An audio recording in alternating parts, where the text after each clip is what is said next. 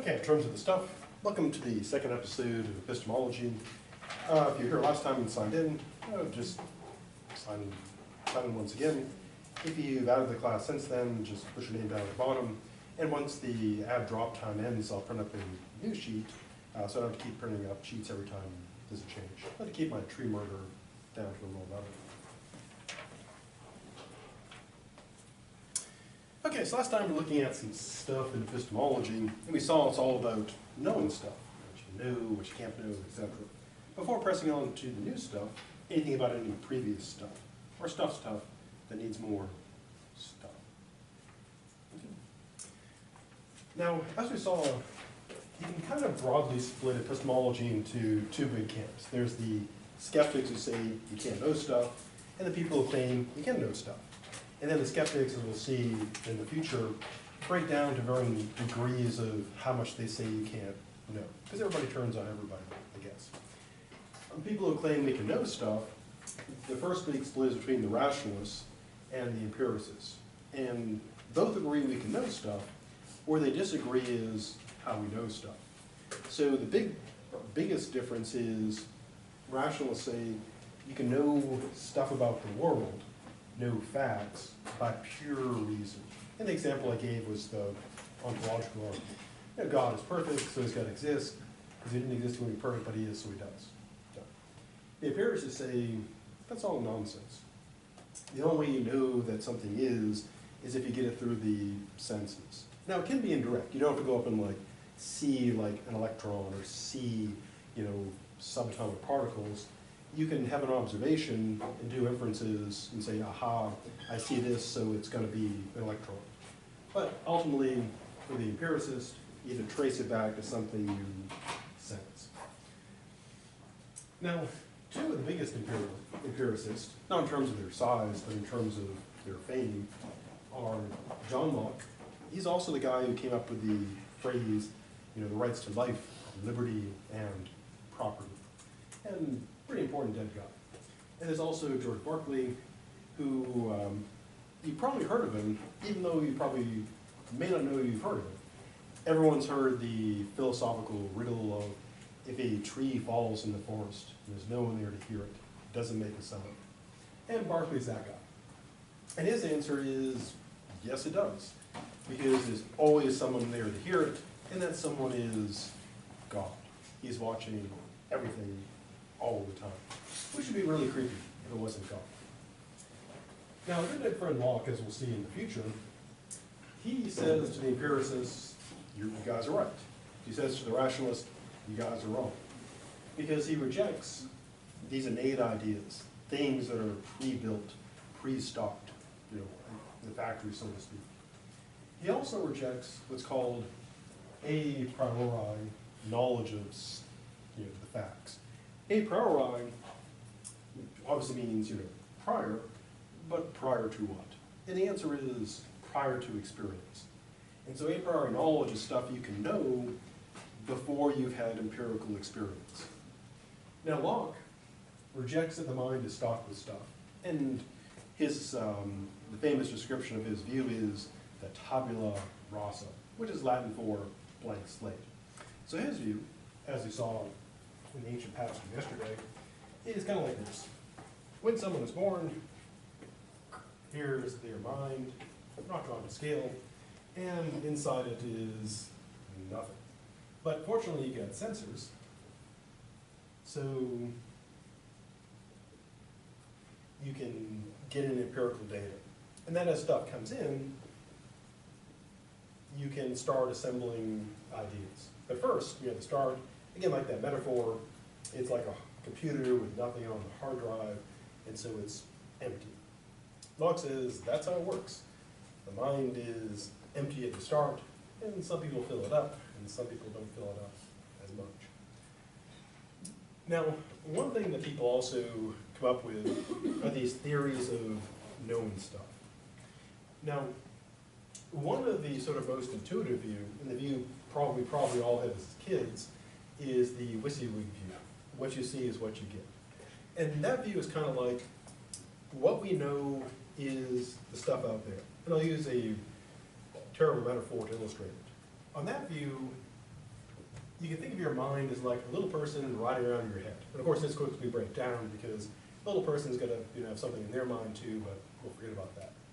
And it's kind of like they're looking out through the window, through your eyes, and what they know are the objects out there. So if you ask like a young kid, you say, well, where's the backpack? They'll point to the backpack, and they'll think the backpack is their idea, and the backpack is out there. And again, it's what you see is what you get. This is what we know. Now, Locke and others started to realize, and we'll see the reasons in the future, that doesn't seem to work. This naive realism, or what you see is what you get realism, runs into problems.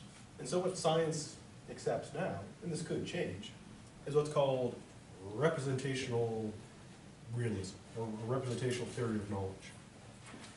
And here's this picture. It's a picture if you've had like the sciencey stuff, in psychology or philosophy, you run into. And here's the idea. The idea is that what we know is not out there, what we know is in here. So what happens is when we see like a blue folder thingy, there's an object out there, Locke thinks that. And then the mechanics are, the photons hit our eye, the retina, blah, blah, blah. And then we get an idea of blue folder. And the ideas in our mind. So what we know is what's in here, not what's out there. Now there are all kinds of reasons for this we'll see in the future, but one pretty good reason for it is, well, we can dream. And if we believed in direct realism, we'd have to believe we really go to like a dream universe, where everything that there is happening is real. Which would be kind of cool and terrifying. And some people do have that view, that when you dream, it's not in your mind, it's real. But most people think it's not real. Similar like hallucinations. So in order to explain hallucinations and dreams, we got to have stuff in here that's not out there. And there's other reasons we'll see in the future as well. But Locke says, this is what you know, and what you hope is it matches up to what's out there. Which of course creates the problem we saw before, the problem of the external world. Because, we'll see when we get to the skeptics, how do you know that what's in here matches what's out there? Now, Locke and others brought up two important concepts that infect epistemology and metaphysics all the way through. And these arose during the start of the modern era. And the term modern as historical era is kind of confusing. Because we think of like modern as now, but it actually means about 1400, roughly around the Renaissance, up to about 1899. And now we're in the postmodern era. You probably heard people usually like, angrily or rejecting the notion of being postmodern. But all postmodern means is we're now in now. So literally postmodern means the time after 1899, where we are now.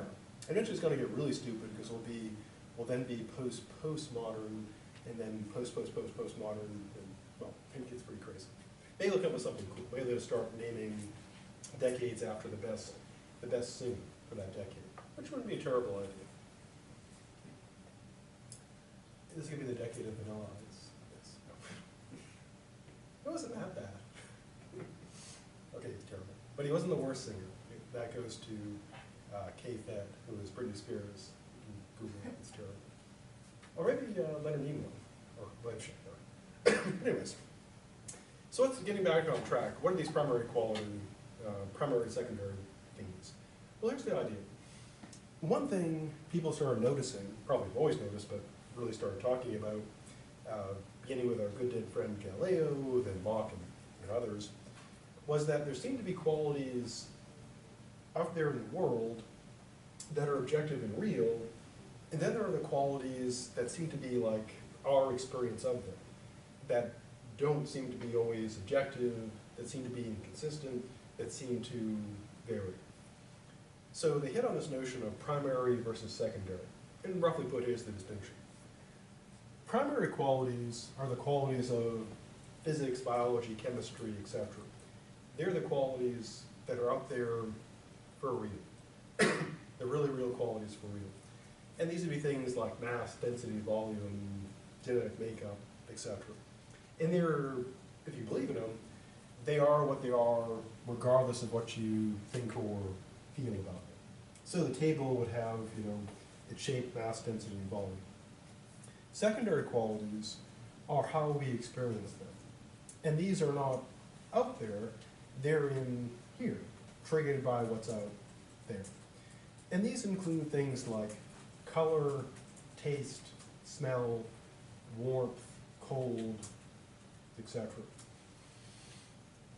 And as we'll see in the future, there are various arguments for why these are secondary. But the basic idea is that these are, again, supposed to be objective. You can measure them with instruments, and these are things that we experience them, and they tend to be subjective.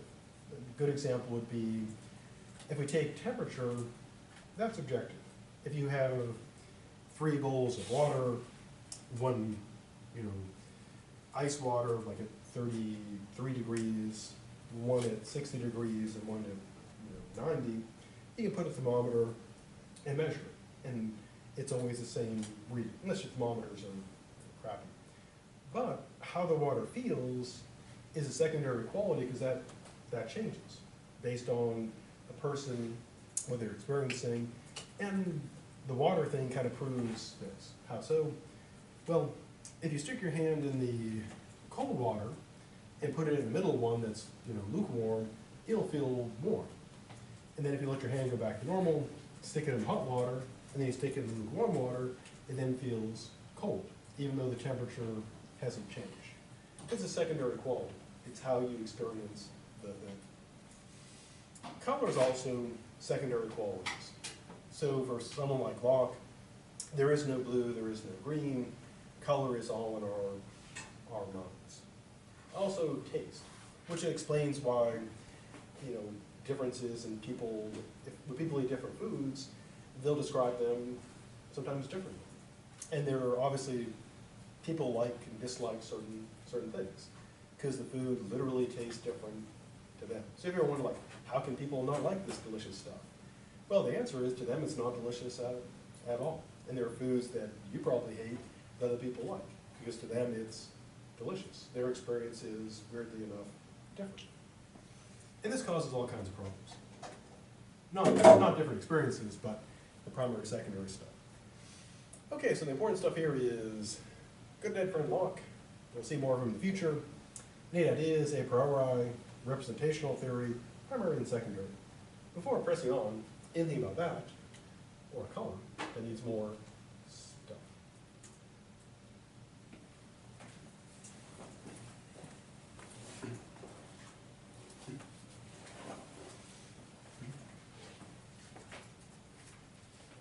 Now, the dispute between rationalism and empiricism continues. Now, one thing, as time progressed, the battle between empiricism and rationalism developed more and more concepts. And eventually it was kind of formulated into this kind of problem, the analytic and synthetic. Here's the idea. Philosophers started saying, beginning with people like Leibniz, okay, there's analytic claims and there are synthetic claims. What does that mean? Well, they don't really mean what you might think they mean. Because normally synthetic means, fake stuff, like synthetic sweetener or synthetic, food. But this is what they mean. An analytic proposition, or, an analytic statement, means this.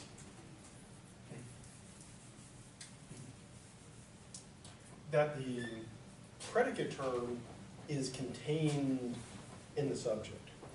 Now, English and many natural languages have a subject-predicate structure. And if you endured English classes, you learned about that stuff. So if you say that the backpack is on the table, subject, backpack, on the table, predicate. So subjects are what we talk about, predicates are what we predicate or attribute to them. So here's what people who believe in analytic propositions say. They say that the predicate is somehow contained within the subject. Now, if this doesn't make like a whole bunch of sense, that's because it doesn't make a whole bunch of sense.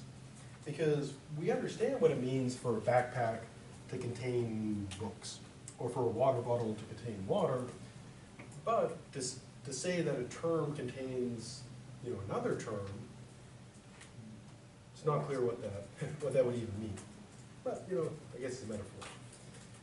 Now, the reason why they call it analytic, the idea being, and I'll use a metaphor, is that just like you could analyze, a mysterious substance and try to figure out, like, what's in it. If you're like a, scientist and you find some new mineral or new, stuff, you wonder, what is this stuff? And you can analyze it, see what's in it. And so by the metaphor, you would take the subject term and you would analyze it, however that would work, and you would find within it, once you like did the magic analysis, you'd find that predicate in there. And again, this sounds weird because it's pretty weird. And no one's really given a really good account of how that works. And one of the standard criticisms of this is exactly that. What does that even mean?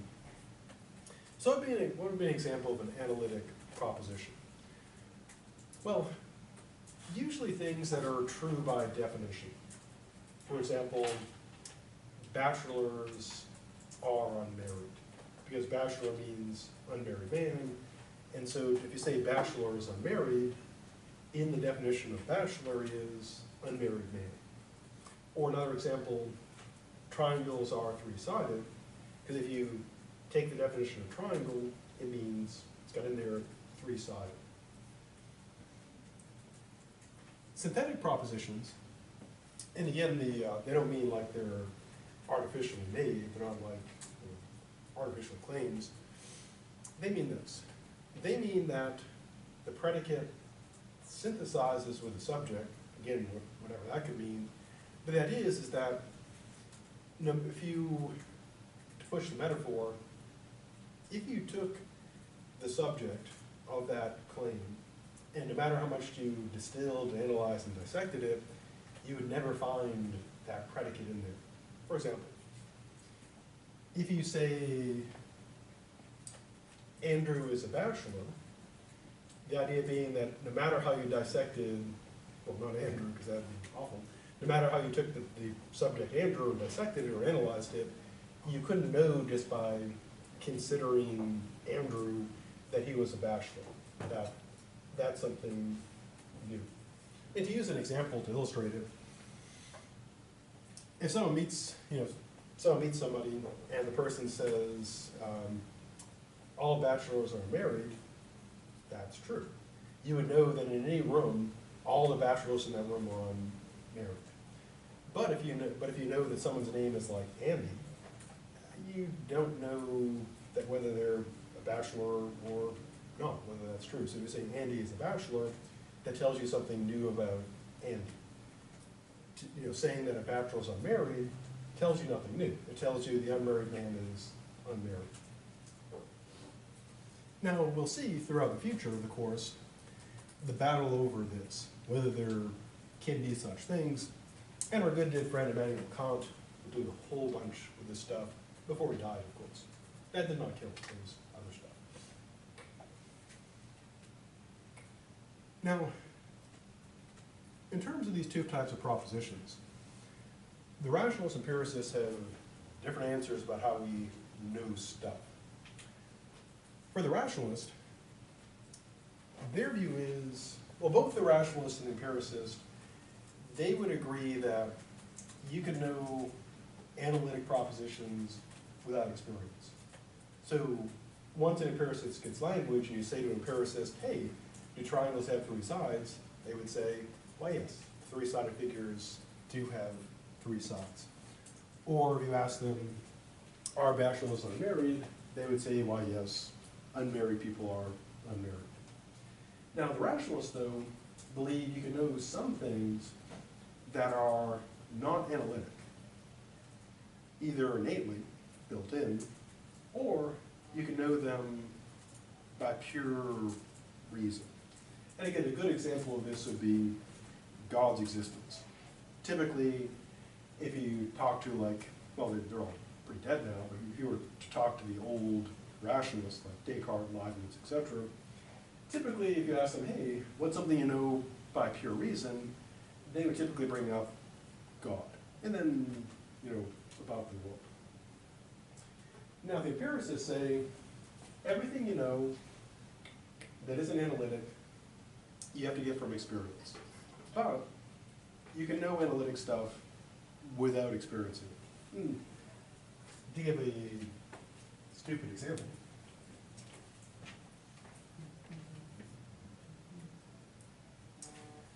I've drawn a triangle on the board. How many sides does it have? 3. How did you know? Are you psychic? No, because you know that triangles have, oops, gotta fix that triangle, have 3 sides. You don't have to look and see, gosh, does this triangle have 3 sides? You know that if it's a triangle, it has 3 sides. But if I said, you know, if I pretend to draw something on the board, put my hand over and say, what did I draw under there? You'd have to look, because you couldn't know without experience what I've drawn. So that's the kind of the main distinction here. If you talk to a rationalist and say, hey, can you know, non-analytic things by pure reason? They'd say, sure. If you talk to the empiricist, they'd say, nope. If it's synthetic or non-analytic, you gotta have experience to know it. So the first question is about how do you get stuff in the mind? And again, the empiricists say,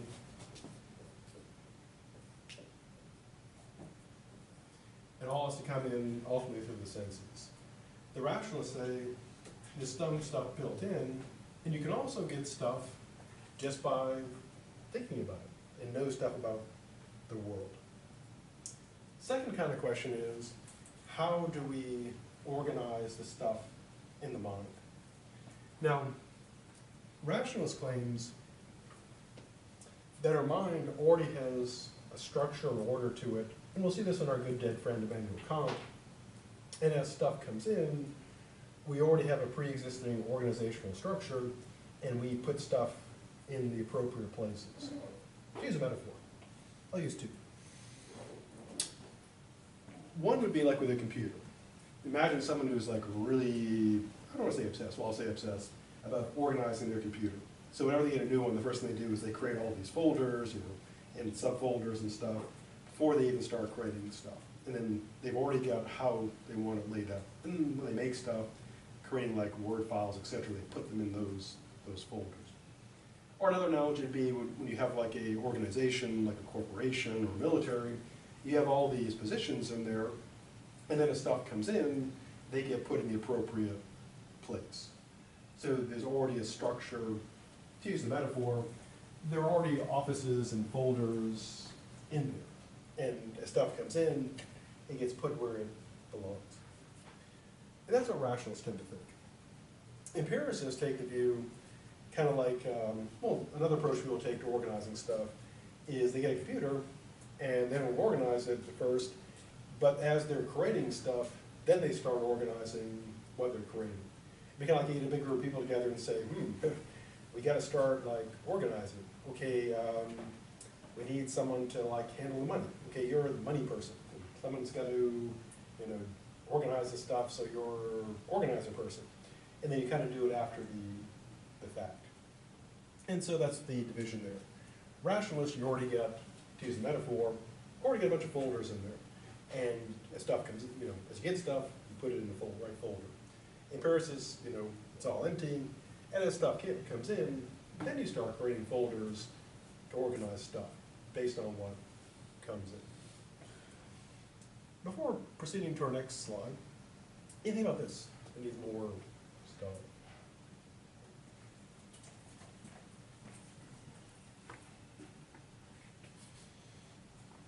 Now we turn to the paper. So this way you know how to paper the paper.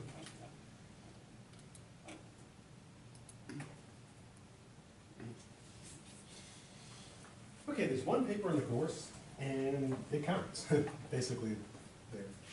Now, as we saw, for the paper, there's, somewhat confusingly, lots of like due dates and deadlines and stuff, but it's all pretty straightforward once you get through all the confusion. On the syllabus is a draft due date, and what that means basically is, in a way, nothing, except this.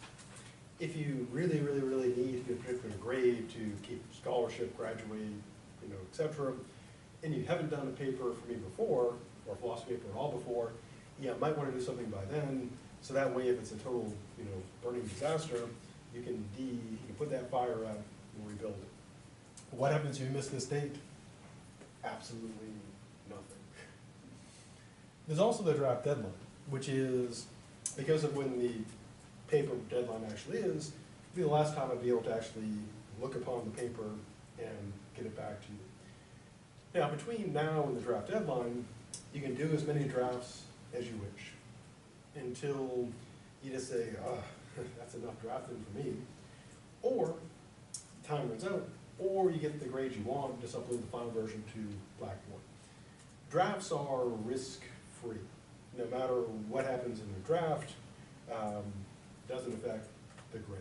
So there is no, some people have asked, I don't want to do a draft because I don't want to get a bad grade on it. Well, the grade on the draft is not really great, so the drafting can never hurt you, except, I guess, like emotionally or something. There's also the on-time bonus deadline, and that's when the papers actually due. And if you have the paper in by then, and they're turned in, the final versions are turned in through Blackboard. The drafts, it's easier for me to just have a paper copy to type up stuff and write on it. And you can drop that off. I have an outside my office door in that direction. I've got a drop envelope. I check it every time I go to my office, and if there's a draft in there, I drafticize it, and I put it in the pickup envelope. And that envelope is there always. Or you can drop it off in class, and then I'll just take it to my office, or take it home, drafticize it, and get it back to you. It usually takes me about 15 to 30 minutes to do a draft, so that's kind of the turnover on that. The on-time bonus deadline, turn in through Blackboard. You just go into Blackboard, the paper folder, upload it. Be sure to upload the correct paper, and be sure that it's in Microsoft Word or PDF format, because the only way I can grade it is by being able to read it. And if it's unreadable, I'll just get a thing on Blackboard with an icon, won't be able to read it. And for God's sakes, don't use Apple Pages, because Blackboard hates that, and unless you get an Apple computer, or like, there's a way to go and hack into the folder, but that just riles me up, basically. So if you get Pages, just save it as PDF, and all will be good. I hate seeing that icon. If something goes wrong, or you just want more time, a week later is emergency deadline. At the end of the day, a week later, same thing, upload it, and I'll read it on Blackboard, and put what comments I can on it, and that'll be that. There's also the desperation deadline, which is on April 26th. Deadline is at 11:59 p.m. for half credit. And half of something is better than all of 0 in terms of the grade. And mathematically, you can still pass the class turning in a paper with that grade. The cap is actually a B. So if you turn in something by the 50% deadline, a B would still be mathematically possible. Without, people also ask, what happens if you don't do the paper? Well, the paper is 30%, so if you've got perfect scores on everything, you could get a C. But that would be perfect scores on everything. So doing the paper, good idea. Not doing the paper, not good idea. Great discussion for the paper. I have a overdeveloped rubric for the paper, but of course papers are not like, math problems or true-false questions, and so there's always kind of like room for adjustment. And if once you get your grade back and look at the comments, and if you believe that the grade is too high, you can come in and ask me to low. If you believe the grade is too low, you can come in and say why it should be better. And all the reasons for the grade being improved have to be in the paper, like external things like needing to keep a scholarship or needing to keep your GPA up. doesn't show the paper's good, it has to be in the paper. So if I said like, this argument, there's no argument here, and you're able to show me the argument, or if I say this is really unclear, and you're able to show that it is not as, as clear, then those would be ways to get points. Plagiarism, super bad. It is better to simply close your eyes and hit the keyboard and for 20 minutes and turn that in and do plagiarism. And here's why. Everything gets turned in and goes through SafeAssign. And that checks every paper that's been turned into SafeAssign, and it checks all the internets. So anything that's copied, really good chance it will catch it. Now it's not perfect, because the pay services, where people like buy papers, they can generate, of course, plagiarized papers that won't show up online, unless someone's already turned it in. I can't imagine how, why people engaged in criminal activities would be dishonest, but that's just a guess on my part. So plagiarism, what I do is really straightforward. SafeAssign just highlights everything when I look at it and just go, well, plagiarize, 0. And there's really no discussion, because the person knows what they did, SafeAssign knows what they did, and so there we go. Now there will be cases where you'll get, if you've turned in papers through SafeAssign before, you already know this, then it will flag stuff even though you haven't done anything that's plagiarism, because it doesn't know when you've cited stuff, it doesn't know what's okay to use in there. So I do look at it. I don't just go, whoops, there's some highlighting, 0. I go and actually check. And so there can be papers that have like a report of like 30 or 40%, but they're fine. Everything's like quoted and used properly. But again, it's not impossible to beat SafeAssign, and there are some clever workarounds people have tried, and then I declever them. But yeah, I always get typical class. I get between 3 and 5 people who get caught by the plagiarism thing. I don't take it personally. It's not a contest. I just put a 0 and say, see you next semester. And the grading's real easy. It's real fast grading. Now to the actual content of the paper. So what's going on in the paper? Well, the paper is a 4-part paper. If you had a class with me, this is what I use in all my classes, because it works. And also, why not? Now, the paper is a case issue paper. What does that mean? Well, what you'll do is find or create a case in epistemology. Now, the case is built around an issue. And an issue, philosophically, is not like having some sort of psychological problem. It is a dispute where there are 2 or more possible sides, and it's not clear which side is correct. Because if there's only one side, there's nothing to argue about. Because if it's just, people don't write papers arguing that triangles have 3 sides, because there's no point. So you need something that's in dispute. There's going to be at least 2 sides. Also, it's got to be, since this is an epistemology class, it's got to be in epistemology. So how do you know if your issue is in epistemology? Well, the easiest way to do that is use one of the cases, the pre-generated ones. It's already on Blackboard in the course documents. What if you want to do something else? Well, thing to do, unless I explicitly mention in class and say, hey, here's an idea for a case, what you want to do is ask me email or just after class or whatever to say, hey, writing on this, would that be an epistemology case? And I'll say yeah or no, and if it's no, I'll try to make suggestions how you could fix that.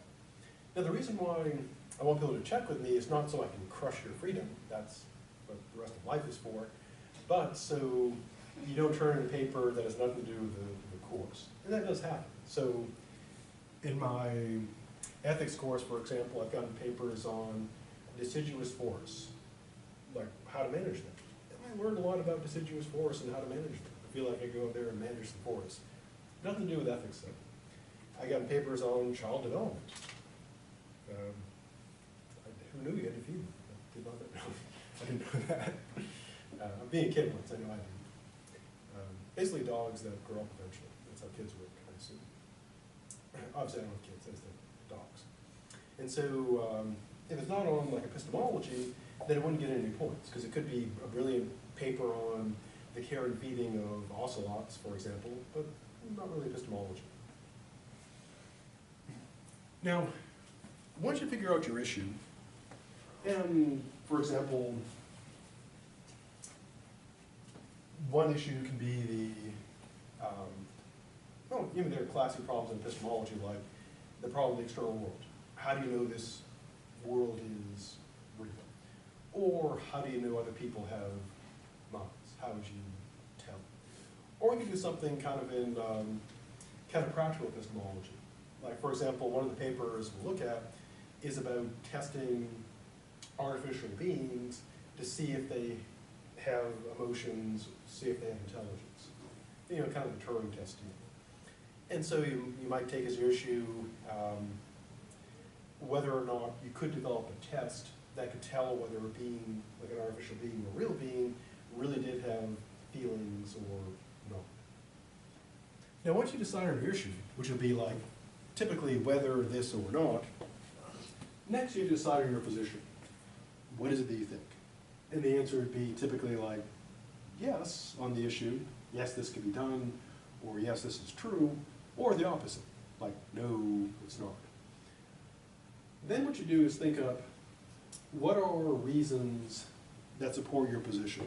Because in a philosophical paper, philosophy begins with opinions, like this is what I think, but it doesn't end there. You gotta give reasons. To use the obvious analogy, it's kind of like in a court. A lawyer just can't come in and say, yeah, my client totally innocent, no reason to lock him up, you know, it's all great. They have to give reasons. Same in prosecution. They just can't say, well, that person, you know, lock him up, guilty. They have to give reasons. So you think of reasons as to why your position is correct. Now, the next thing to think of is why you might be wrong, namely objections. And these would be reasons against your position on the issue. Now, if you find that your objections are better than your reasons, then you probably want to switch sides, which sometimes does happen. Everybody will say, yeah, I had these reasons and these objections, and the objections look really good, so I just switched them. That's fine. So once you kind of figure out what you're doing, you know, what's your issue, what's your position, what are your reasons, what are your objections, then you can start building the paper. And as I noted, the paper is in 4 parts. And when you're writing it, you want to label the 4 sections for 2 reasons. One is it helps organize the paper. If you ever looked at like professional articles written in journals, they always, you know, pretty much always organize them. So people know what to skip over, to be honest. Also, when I'm grading them, each section is worth a certain number of points. So when I'm grading it, I'll know, okay, this is what I grade for these points. This is what I grade for those points, etc. And if it's not labeled, then I have to just kind of guess. And sometimes I can tell, and sometimes I can't. So the 4 parts are introduction, argument, objection, reply. That's why you think of the objections, and the conclusion. Before pressing on, anything about this that needs more stuff?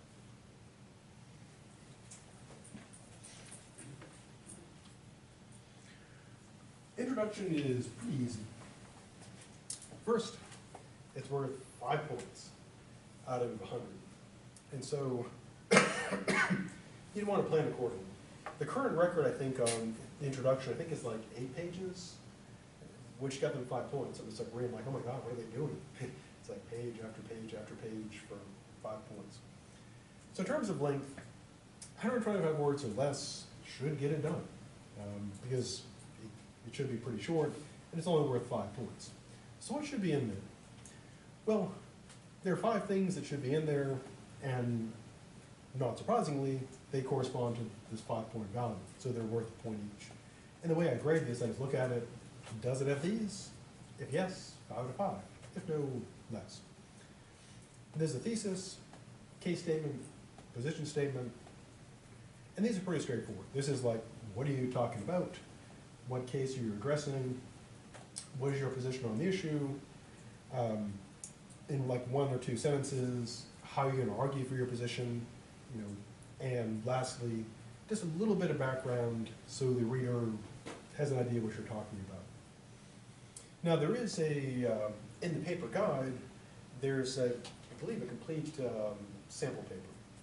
But for what you might do, for example, is say, in this paper I'll be examining the question of whether you can devise a test to determine whether an artificial being feels or not. It is my position that such a test will be practically impossible, and I'll argue this by considering the problems of, raised about the problem of analogy, and of course the problem of determining whether things can feel or not goes way back before artificial beings, and began with trying to figure out if other people feel things or not. And that'd be your basic introduction. Now the point of the introduction is so the reader knows what you're talking about, what your view is, what you're going to do, and just a little background so they know what's going on. To use an analogy, it's kind of like, I used to do the analogy of like the back of a VHS tape, then I switched to DVD boxes, the Blu-ray boxes, and now it's like when you go on Netflix and you see a little description of what's, the show's going to be about. And that's kind of what you're doing. So the person going to look at the paper knows what they're getting into. Now in writing outside of academics, you want to make this as, hooky as possible, in the sense that you want it to like catch readers' attention so they want to keep reading it. But of course I have to read all the stuff, so you don't have to do that here. But for a practical standpoint, when you're writing for people who don't have to read your stuff, you'd always want to make it as interesting as possible. Just like kind of like on YouTube, people try to give the description as interesting as possible, because otherwise there are millions upon millions of videos to waste one's time on. Before moving away from the intro, anything about the intro stuff that needs more stuff? Now the biggest points in the paper lay in the argument part. It's worth 50 points, should be about 1,000 words, typical page size, double space, normal fonts, about 250 words per page. Since it's turned in through Blackboard, you can, double space it, that's fine. I don't actually go by the page count, I go by the word count. So what should be in the argument section? First thing is your case information, which is worth 10 points. This is kind of the report-like part of the paper. This is where you tell the reader what they need to know to make sense of your argument. Now, depending on what you're working on, this will be of various degrees of length. So, if you're doing something, a philosophically well-known problem like the problem with the minds or the external world, you wouldn't have to go on and on and on and on. Or if you're doing something, say, more obscure that required more setup, you would need more setup. So how do you know how much should go in there? Well, a couple ways to test it. One is, ask yourself, if I've given the reader enough information that a typical educated reader would be able to make sense of this, or they have no idea where I was going with this. Second way to test it is have someone else look at it and see if they can make sense of it. And the third option, probably the best one, is that me look at it, and I'll say, great, or here's how to improve. Now keep in mind that this is only 10 points, so you don't want to go on and on and on and on with case information, because it only gets you 10 points. 40 points is the amount you can get for the actual argument part. So once you say your position, then the idea is to back it up with arguments. Now, people approach arguing in various ways.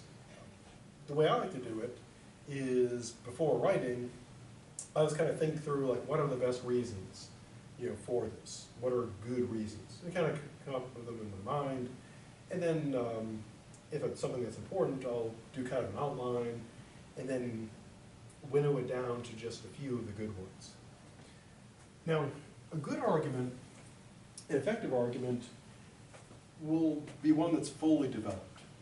Instead of just, and we'll see once we talk about arguments, but I'll use a food metaphor. Everyone's probably experienced this. Like sometimes you're hungry, and all there is a bunch of like little snack things, like maybe like candy and chips and stuff and soda. And if you eat like a whole bunch of like chips and candy and cookies, it doesn't feel quite as good or satisfying as having like a full like real meal, like with like, you know, meat or meat alternatives if you're not a meat eater, vegetables, etc. And so it's kind of the same way here. It's better to have a good solid like steak or tofurkey chunk, chunk of an argument than having like a whole bunch of little tiny like M&Ms for arguments. And I'll make it more coherent. So what you want to do is you're better off having a couple well-developed arguments than like a whole bunch of just like little tiny undeveloped arguments. Or to use another metaphor, it's probably better. Think about when people build bridges.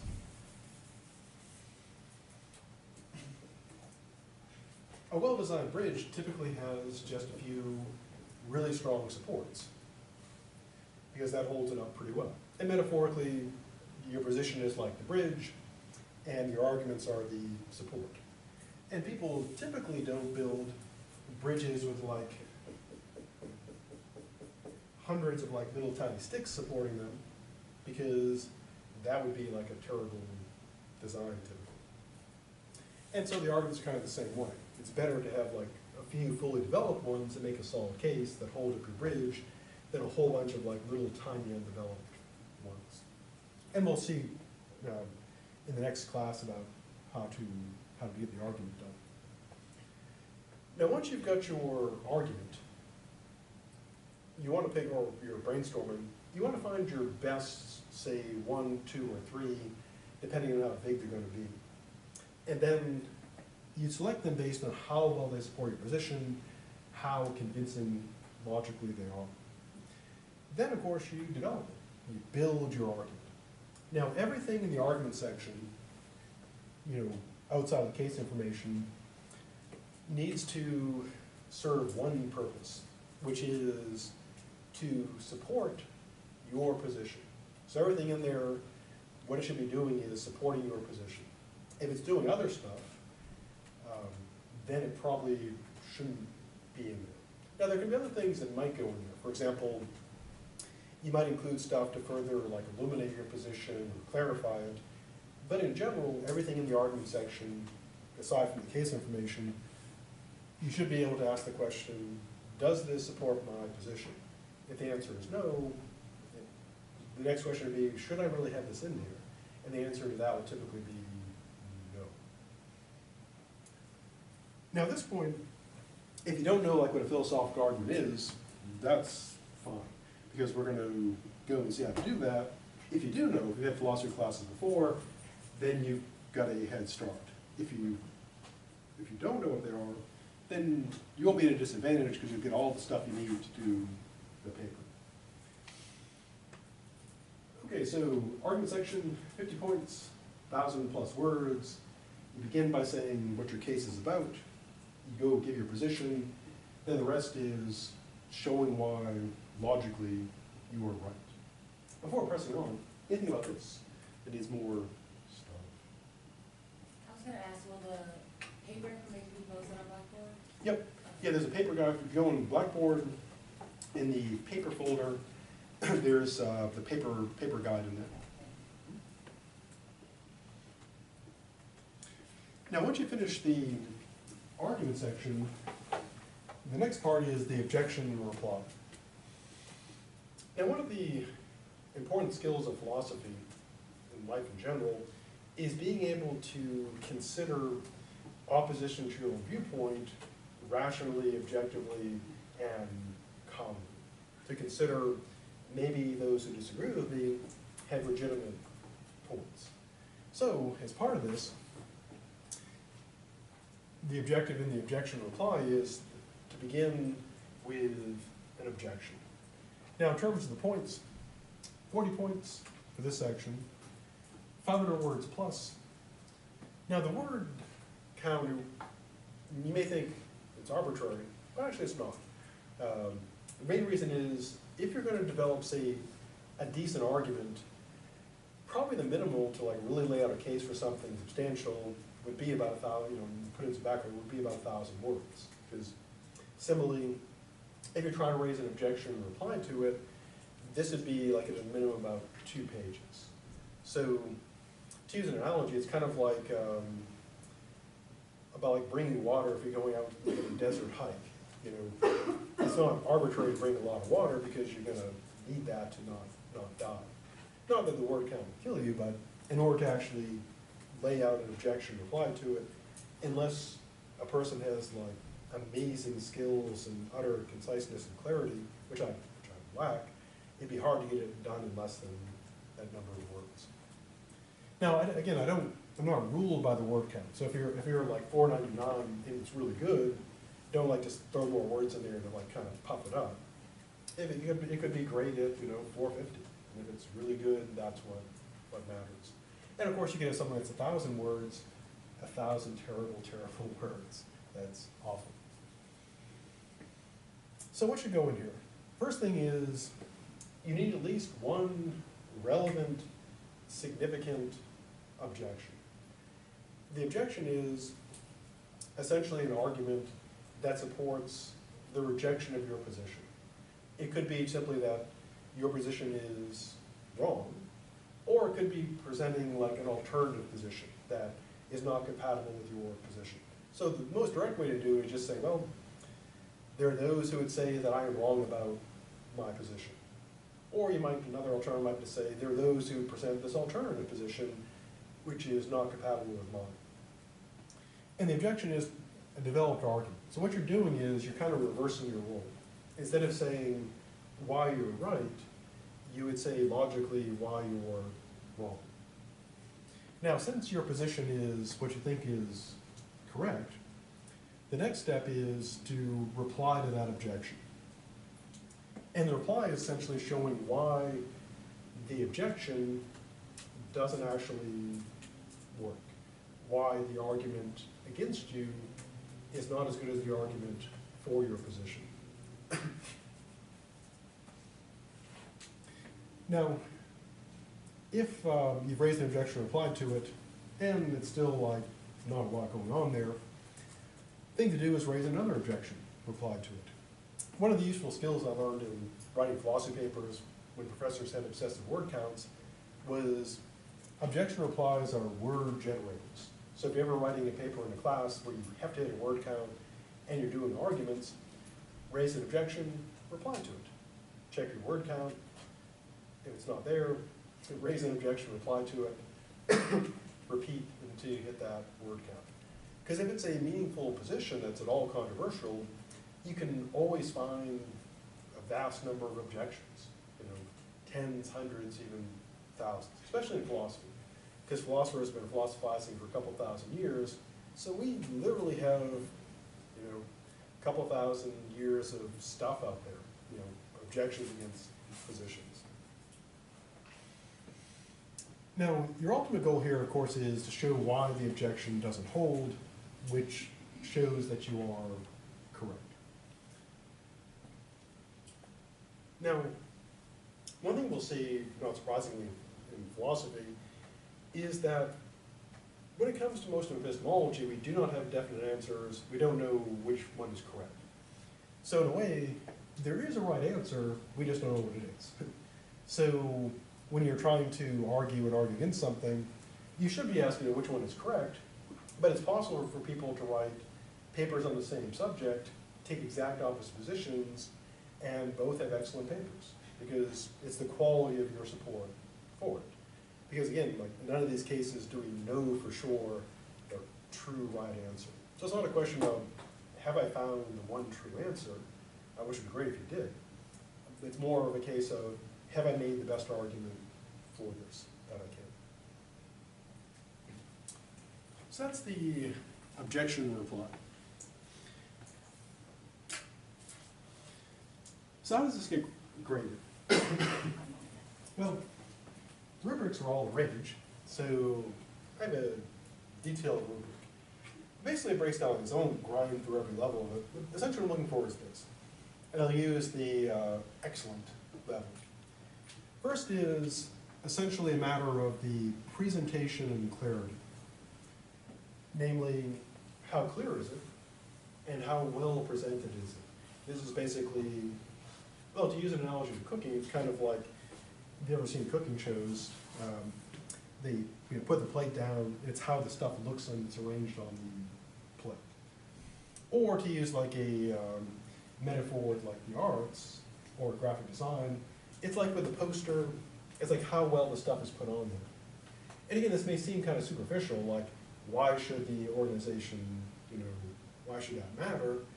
But it does, because if you're trying to use an analogy, if you're trying to get around inside a building or a store and the organization is terrible, you're going to have a hard time finding what you're looking for, the experience is going to be kind of bad. And same with writing. You want it to be well organized and clear so the reader doesn't have to struggle. They don't feel like they're lost in some dungeon trying to struggle through, this mess. And so more clear, better presented, better graded. Second, the arguments, of course, really important. So are their arguments effective logically? Are they well developed, or are they kind of feeble? Are the arguments just sort of like slapped together and don't really fit together, like just apples and oranges in the bag? Or do they fit together coherently? Is the case made like here's the first argument, the second argument, and it's shown how they all tie together? Then, of course, for the replies, how good is the objection? Is it a solid, legitimate objection, well developed? Is the reply also solid and well developed? And of course, going back to sort of the presentation, how organized is it? And so when I grade it, that's what I go by. Is it clear, concise, and well presented? Is it well organized? Are the arguments developed and relevant? Is there a good, solid objection and a good, solid reply? And the closer it gets to, doing all this stuff, better the grade, and of course the less the worse. So that's how the grading stuff works. Now you note that nothing in there says the person got the one correct answer to the case. Because I intentionally pick cases where I believe there is a correct answer, I just don't know what that answer is. Just like I know someday I'm going to die, I just don't know what day that is. I'm thinking of Tuesday, perhaps. Not this coming Tuesday, but some Tuesday in the future. Because you don't want to ruin someone's weekend, but not going to ruin it. So what are the ways things can go wrong in papering the paper? But before we go to that though, what do you think about the argument, objection, and stuff? Was that 100 points total? It'll be, at this point, it's at 95. And there's 5 points, mystery point, 5 points left, which is the conclusion. Now here are things that commonly go wrong. And these are things that are point killers. One is to do a report. Now part of the paper, the case information, is kind of report-like. So for example, if I was writing about the problem of the minds and detecting emotions in artificial beings, I would include in the case description report-like stuff, like here's the problem, might include some descriptions like, take something for a movie like Ex Machina, for example, or Blade Runner, and that would be kind of report-like. Now that's fine for the case information, because you're telling the reader, here's what it's about, here's the setup. Now if the whole thing is just report with no arguments, then all you'd get for the argument section is 10 points, which would be terrible. Second common mistake, even though you're doing, this is important to clarify, even though you're doing like position, argue for, object and reply, you're not doing a compare and contrast. So you're not saying, for example, here's what Descartes said, here's what Thomas Hobbes said, here's how they're the same, here's how they're different. You wouldn't be doing that. You'd be saying, here's my position on this issue, here's my arguments for it, here's an objection against my view, and here's why this objection is flawed. So you're not saying, here's how they're alike, here's how they're different. You're saying, here's my position, here's why I'm right, here's what someone may say against me, here's why they're wrong. Third common problem, assertions without arguments, where someone just says, I know stuff, or I'm right, or it's easy to find whether things have emotions or not, but nothing's actually backed up. And so it's better than nothing, but not much better. Now, a less common mistake is to have arguments, but they're not really epistemic. For some reason, they're something else. The non-approved topic, well, it's not so much, in a way that's kind of misleading. It's not that if I don't approve the topic, it's an automatic auto-fail. It's that if it's not on epistemology. So if someone decides to take a risk and write a paper without ever checking with me, it could still be fun. So I'm not going to be mean about it and say, they didn't talk to me, so F. I would check and say, okay, it's about epistemology, they never checked with me, but good thing they got a paper on a reasonable topic. The big killer again, of course, is plagiarism. I get between 3 and 5 cases of plagiarism per semester, auto 0 on the paper, which means typically auto fail the class. I don't take it personally, I don't get upset or angry or anything. Person can just take it again, and I never hold that against them. So it's super easy to write plagiarized papers, so but for God's sake, don't do it. Because, as I mentioned, from a purely pragmatic standpoint, you're better off just and I know why people do it, because I was a student long ago myself, so I know how things go. If someone's like, crap, I got this paper due, I have no time to do it, Wikipedia, save me. But you're better off just sitting there and writing as much as you can until the deadline comes up and turning it in, because you get at least some points for doing some work, if it's relevant. Plagiarism is always, at best, 0.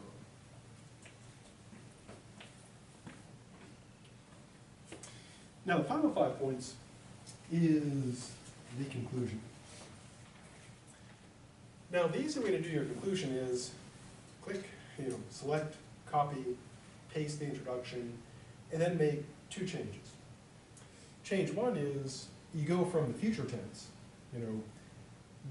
I will argue that, to the past tense. I argued that.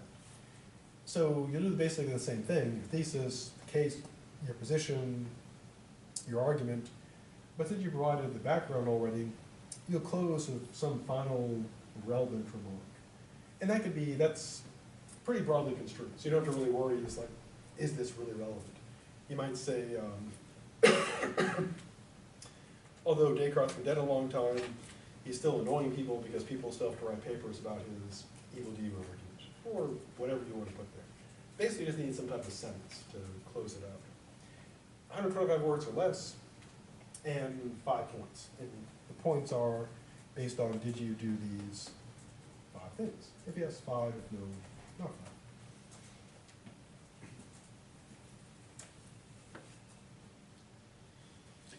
5. Now, if you turn your paper in, the draft in, early, as to say, at least give me long enough to read through it properly, what I'll do is, you see my handwriting, which is terrible. It's always been terrible. But what I'll do is I'll type out the comments, put a number in the paper, so when you draft back, you'll see the number of the paper. Then you just flip to the last page, and there'll be a printed sheet with the comments there. Now, on the last day of drafts, what I do is I read drafts during my office hours, and once my office hours end, then the drafts end. And what I do is, basically to be fair, I take the number of minutes I have left in my office hour and divide them by the number of drafts I've got. So if I have 6 papers and an hour left, each paper gets 10 minutes or less. If I have 30 papers and I've got 5 minutes left, not a lot gets done. Now, what I have, when I get to that super desperation time, I have a sheet which has comment codes on it. So that way they're not particular things that I would say about an individual paper, exactly, but they're what I typically would say. Things like this needs to be clearer, needs to argue more. And so what I'll do when I get to that point I'll just put like, A1, A3, A4, and you would get the comment sheet, which is on Blackboard and Paper Guide, and that will tell you what those codes mean. And again, if you're drafting early, I'll type out actual full sentences. But if it's like a time of desperation, I'll like usually on that day, I just go, I'll have a stack of drafts turned in, and I'll have like an hour of my office hours left, and I'll just go through and just stick the comment codes on there as fast as I can. And people say, what's this A1? Is there steak sauce here or something? And I'll say, no, it's the comment codes. Now, the grade on the paper, for the draft, the thing on the draft is not an actual grade. So whenever you get your draft back, the number there is like, this is what you probably get. You turned it in as is. I do, to be honest about it, I do read the drafts harder than I read the papers, for the reason that the paper will be better. Not like super hard, it's not like there's a vast difference, but generally I read the draft much more critically than when I go and read the final version of the paper, just so it's better. Now, the grade you get on the paper, again, is based on my assessment of the paper, and I'll have comments on it explaining why the grade was given. But as I mentioned, if you believe the grade is unjust, then just stop on office hours, have a printed copy of the paper, we'll go through it, and you just show where the points are in the paper that you believe that I missed. Now, coming in and talking about the grade is no risk. I've heard of some people just like take points off, just to avoid people coming to office hours. But if you walked in with an 83, the worst that would happen is you'd walk out with an 83. You won't lose points. The only exception being if there was some sort of weird confession of like, I stole this paper, or it's all plagiarized, I must confess. But unless something weird like that happens, again, the worst that would happen is you would, if you have no case, you would leave with the same grade. So that's the paper. Now before very briefly starting with the argument basics, anything about the paper that needs more stuff. Now if you need like more particulars about the paper, I do have there is a PDF paper guide that's on Blackboard. It goes through how to do the paper step by step. And so like later in the semester, if you're like, what exactly should I be doing? I kind of vaguely remember that class. It's in there. And of course, if you do have questions, just you can email me, ask in class, talk in office hours, etc. But anything else before getting to a few minutes of arguments?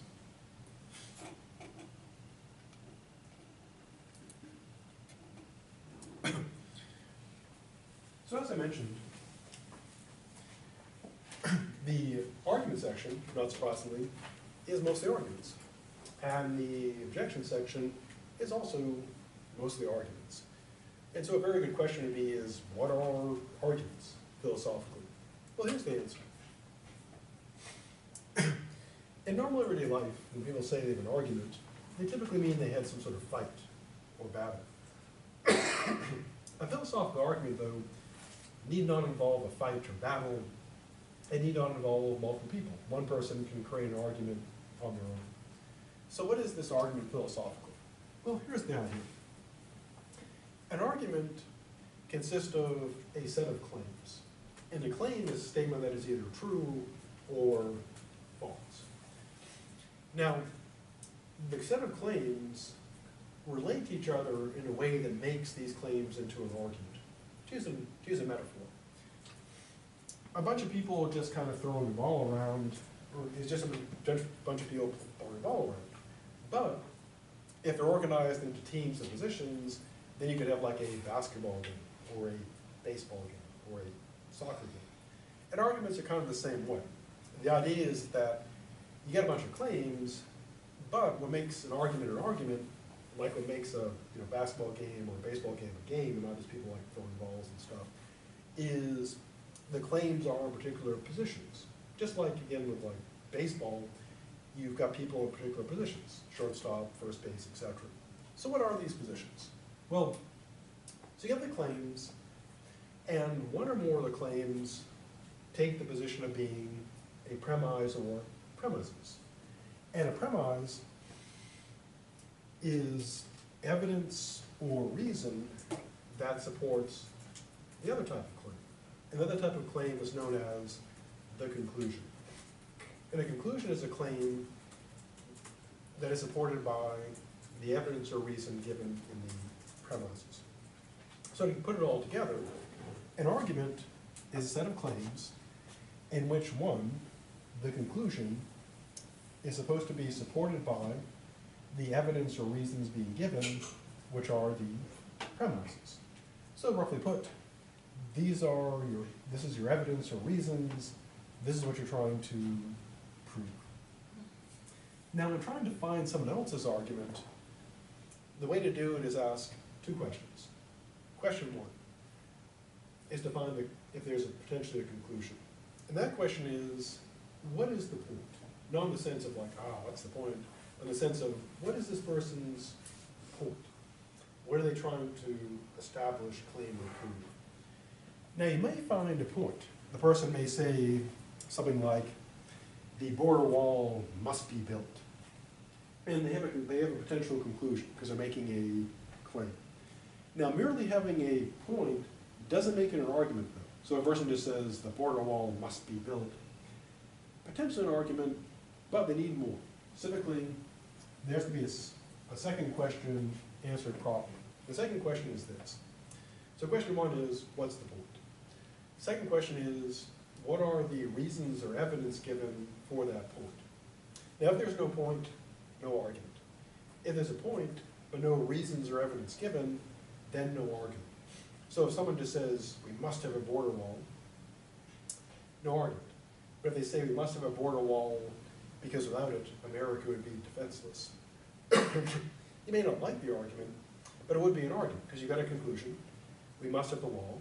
Premise, without a wall, America is defenseless. So that would be a reason supporting that claim. Now, just because you got an argument doesn't mean that it's good or great. It just means you have at least some evidence or reason. Now, given the range of quality, there is some debate as to what is kind of like the minimal, or most crappy an argument can be and still be an argument. Like how much connection does there have to be? And in a way, there's really no like exact answer. Like, because if I say something like, this is a monitor, I'm wearing a shirt, therefore we should cut taxes. I mean, I've said three things in order, but is that really an argument? And most people probably say, well, no, that's just three unconnected claims. So there is a question of how much connection you gotta have.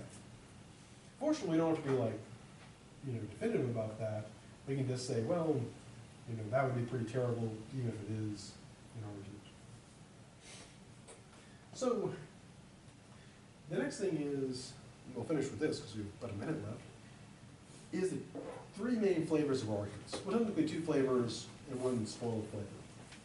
There are inductive arguments, deductive, and fallacies. Quickly put, and we'll pick up more of this on Tuesday, inductive arguments deal in probability. They're such that if the premises were true, the conclusion is probably true, but not guaranteed because of the way the logic works. Deductive arguments, they purport to deal in certainty. If all the premises are true, they promise a true conclusion. And fallacies are bad arguments. They're arguments, but they're arguments such that even if all the premises were true, the conclusion need not be, is probably not true, because the logic is bad. So basically, probability, certainty, bad argument. And on Tuesday of next week, we'll pick up here, talking more about argument stuff. So we'll get the rest of the week and see you on the Tuesday.